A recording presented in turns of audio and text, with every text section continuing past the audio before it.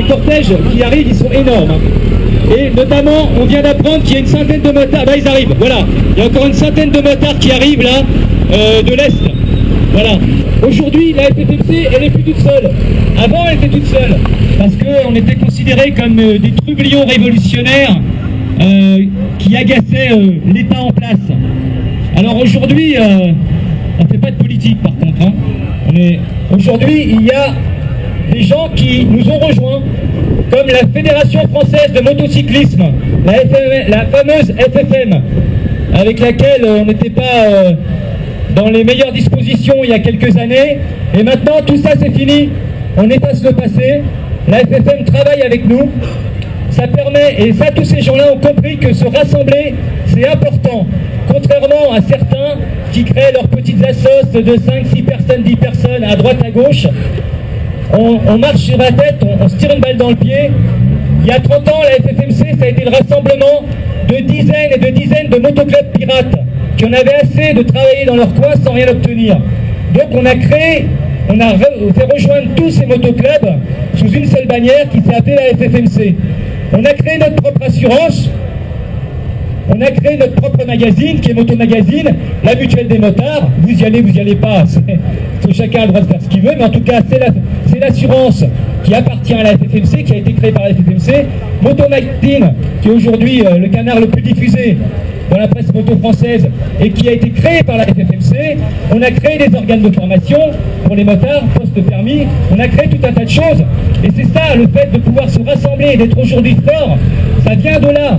Donc la FFM nous a rejoints, le Code des Verts également, il y a les copains du Code des Verts qui sont là. Donc ils sont venus nous rejoindre aussi parce qu'ils se battent aussi à nos côtés. Parce qu'il n'y a pas que sur la route qu'il y a des problèmes. Les loisirs verts aussi souffrent énormément de la discrimination. Il y a eu, ces 2 dernières années, au moins 4 morts décapités par des fils tendus en travers des chemins. Donc c'est hallucinant. On en arrive à tuer des motards pour pas qu'ils passent sur des propriétés qui sont même pas privées. Donc là, c'est des gens qui considèrent que pour le motard, c'est la peine de mort. C'est complètement incroyable. Donc le Code des Verts est là. Les associations de taxis aussi, les syndicats de mototaxis sont là également. Donc eux aussi, tous les jours, même si ce sont des professionnels, mais tous les jours, ils vivent les verbalisations, ils vivent la problématique du manque de formation des automobilistes, qui ne voient pas des motos arriver dans leur rétro parce qu'ils ne considèrent pas forcément que ça peut arriver. Voilà, tout ça c'est important et tous ces gens-là, toutes ces associations ont rejoint la FFMC pour qu'on ait tous ensemble un seul, un même et unique combat, parce que plus on sera nombreux, plus on sera soudés et plus on sera fort. Et la solidarité, c'est le mot d'ordre des motards et c'est comme ça depuis des dizaines et des dizaines d'années. Donc c'est pas aujourd'hui qu'il faut se démobiliser, qu'il faut s'éparpiller. Au contraire, on peut être d'accord ou pas avec la FFMC, c'est tout à fait normal. Mais il faut se réunir sous une seule et même bannière, de façon à être le plus fort possible.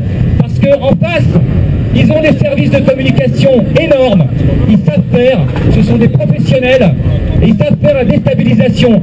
Et ils savent aussi monter les usagers les uns contre les autres.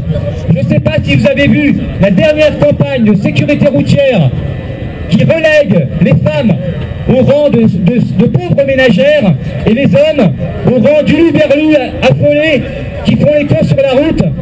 Je ne sais pas si vous l'avez vu, mais c'est les mamans et les femmes qui disent « Oh, on va calmer les hommes parce que c'est vrai qu'ils sont un petit peu fous. Donc on va essayer, nous, de calmer les hommes. » Voilà ce qu'ils veulent dire, la sécurité routière aujourd'hui. Voilà où on en est, c'est complètement dingue. Donc il faut aller contre ça. Il faut se mobiliser et balayer une bonne fois pour toutes cette sécurité routière qui est pratiquée par le ministère de l'Intérieur et par M. Guéant. On n'en veut plus. Guéant, on ne sait pas qui sera réélu derrière. Mais pour l'instant, il n'y a pas de vraie proposition des candidats à l'élection présidentielle. Il n'y a rien dans leur dossier de sécurité routière, parce qu'ils ne connaissent pas les deux roues motorisées, parce que ça ne passe pas en priorité pour eux. Donc pour l'instant, dans leur programme, on l'a étudié, on a analysé le programme de la sécurité routière. Allez voir le blog de la FFMC sur motomac.com, tout est marqué dedans. Aujourd'hui, il n'y a pratiquement rien dans le programme des candidats à l'élection présidentielle sur la sécurité routière. Donc aujourd'hui, c'est Sarkozy. Demain, on ne sait pas qui ça sera. Mais par contre, c'est pour ça qu'on est aujourd'hui, à quelques semaines avant le premier tour, pour leur dire attention, que ce soit l'un ou l'autre, prenez compte qu'il y a des motards et des motardes qui sont 3,5 millions en France, encore une fois, qu'ils votent et qu'ils ont envie aussi d'être concertés pour leur propre sécurité routière. Voilà, comme a dit M. Mandela, tout ce qui est fait pour moi, sans moi, est fait contre moi.